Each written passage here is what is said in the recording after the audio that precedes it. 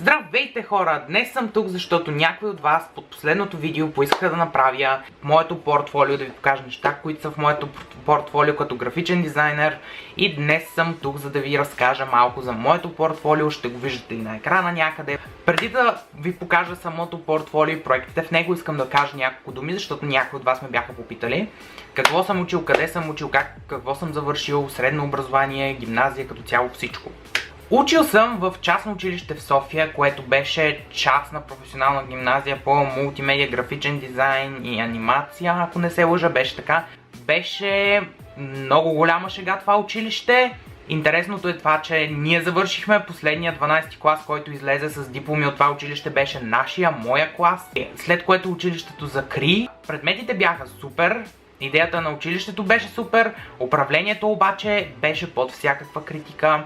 Всичко беше за пари, като цяло доста съм разочарован, плащахме отново луди пари и да. Там учех анимация, графичен дизайн, 3D моделиране, фотография, видеография, обработка с Sony Vegas, Photoshop, Illustrator, 3ds Max като цяло. Доста неща учехме, които са сравнително полезни, защото учителите ни по специалните предмети бяха супер компетентни.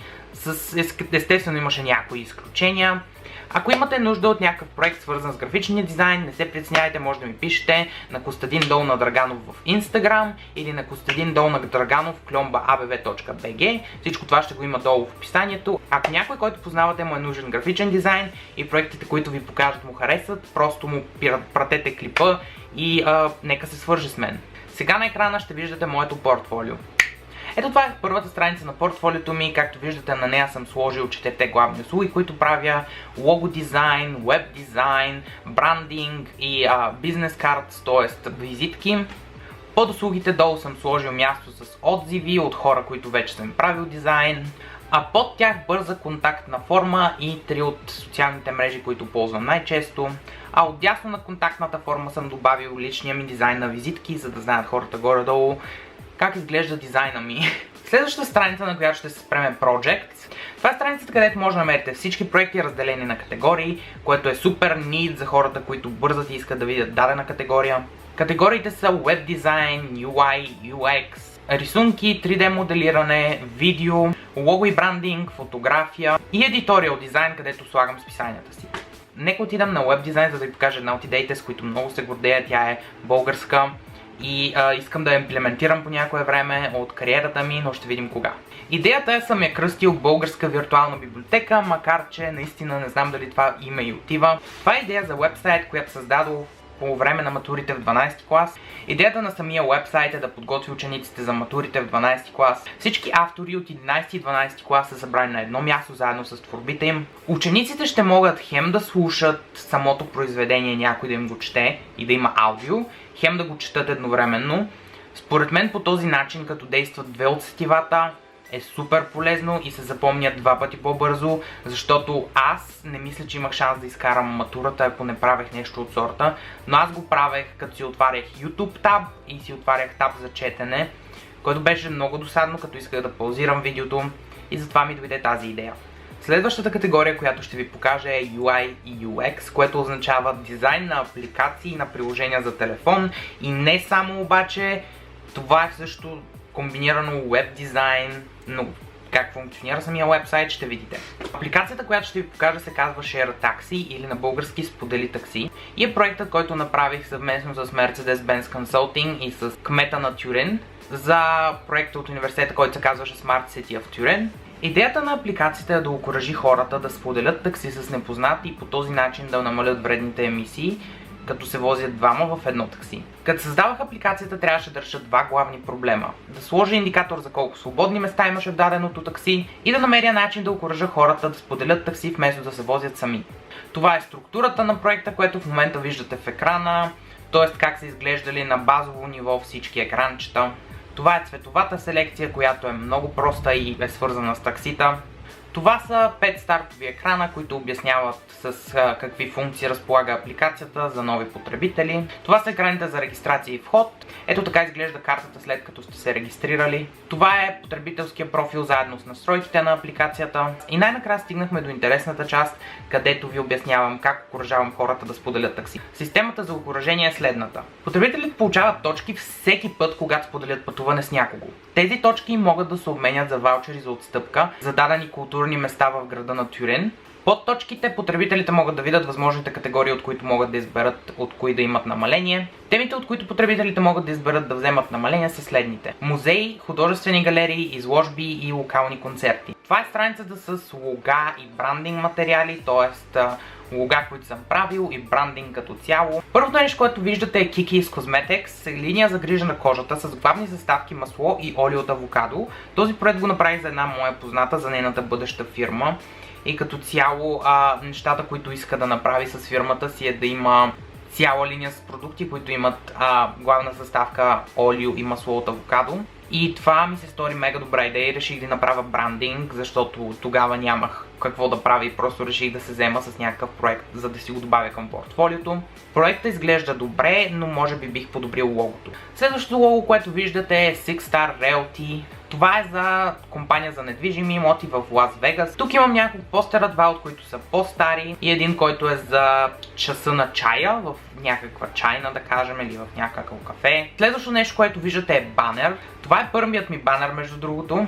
Един електротехник от Бургас се свърза с мен и ме попита дали мога да му направя банер за неговата абонаментна услуга, която е поддръжка на общите части в блокове и жилищни сгради. Много му хареса идеята за кружка в ото и за щепсели в жълто. Надолу може да видите стар календар, който съм направил за ръчно направени бижута. Той е от 2015, мисля, че беше, когато все още бях 12 или 11 клас, не си спомням. Следващата категория, която ще ви покажа, е Editorials, който значи списания, книги, принт материали като цяло. В тази категория, за жалост, имам само един проект, който е списание за астрология. Този проект беше в първия семестър от моя университет. Имахме предмет наречен Editorial Design. Трябваше да направим списание 12 страници с наш дизайн по тема, в която на нас ни е интересна, и като цяло да си напишем и текста вътре, да направим дизайна, да си харесаме картинки, да си харесаме шрифтове, и всичко това ние го правихме, като накрая трябваше да го и принтираме. За съжалението в Германия не намерих място да го принтирам и предадох само на А4 като перфорирана версия, не знам как да го обясна, но взех 97 точки от 100, тъй че всичко беше наред. Та идеята на самото списание беше да говори за началните неща на астрологията, т.е. Слънце, Луна и Асцендент, след което да влезе малко по-надълбоко, къде да си направите натална карта. Цялото списание го направих мега яко, избрах цветове, избрах теми, избрах хубави снимки. Всичко трябваше да е легално, за да могат да го показват като проект от човек, който е учил в университета, да покажат какво могат техните ученици. И ето тук накрая съм го сложил да може да се прелисти няколко странички от него. Нека влезем в рисунки и илюстрации. Имам няколко вида рисунки. Първия е сладки рисунки, което значи, че тези са с сладки очи, по-анимирани, по-стилизирани. Другия вид са чиби рисунки, където рисувам приятелите ми и хора, които познавам като цяло. Имам две от тези рисунки и мисля, че съм ги показвал и двете в някой предишен клип. Следващата категория е картички за даден празник. Имам две за Коледа и една за рожден ден. Тази, която е за рожден ден, съм ви я показвал. Много ми харесва как са се получили всички три картички, които съм нарисувал до сега, и съм мега доволен. Последната картичка, която нарисувах, беше на червена панда и беше за тази Коледа. Тя беше за размяната на подаръци с тази, която ми е приятелка от Полша. Следващата категория са по-симплистични рисунки, нещо като иконки. В нея имам момиче, което е с есенен вайб, като около нея валят листа и дъжд. Един градинар, който държи цвете, и една жена, която медитира и главата й е в космоса. Последната категория са lettering, т.е. калиграфия, нещо от сорта дигитална калиграфия. В тази категория имам 3 рисунки, които са много стари, още като си взех таблета 2015, тъй че да, не ги съдете. Следващата категория е видео, в която имам само клипче на Osmo Pocket, за да знаят хората, които ми отворят портфолиото, че правя ревюта на дадени продукти, правя клипчета в YouTube като цяло. И една от последните страници е фотография. Тук имам разделена категория, както виждате имам природа, животни, животни, хора и приятели като цяло. И това са трите категории, които имам. Не се занимавам главно с фотография, затова е по-малко категории съм сложил и по-малко снимки. И последната страница, която ще видите е контакт страницата, т.е. връзка, контакти като цяло, да могат да се свържат хората с мен, ако искат да работим заедно. Сложил съм 4 тези социални мрежи, които ползвам: YouTube, Instagram, LinkedIn и Facebook. И съм сложил контактна форма, вече по-детайлна, която могат да си цъкнат какво им е нужно, като например лого дизайн, веб дизайн, дизайн на визитки и така нататък. Като цяло това беше видеото за портфолиото ми.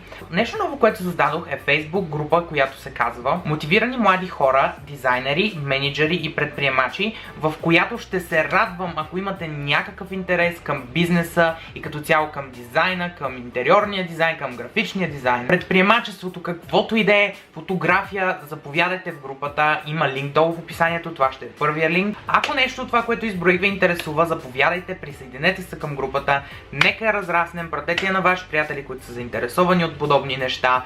Там в групата ще качвам ресурси за дизайнери, идеи как да правим по-добър social media маркетинг. Като цяло всичко, което почвам да се занимавам с бизнес, ще го споделям с вас там. Тъй че ако искате да сте в течение, освен YouTube видеята, просто влезте в групата и ще си говорим там. Също така в описанието ще има линк за социалните ми мрежи, които са професионални, т.е. LinkedIn, Instagram и Facebook.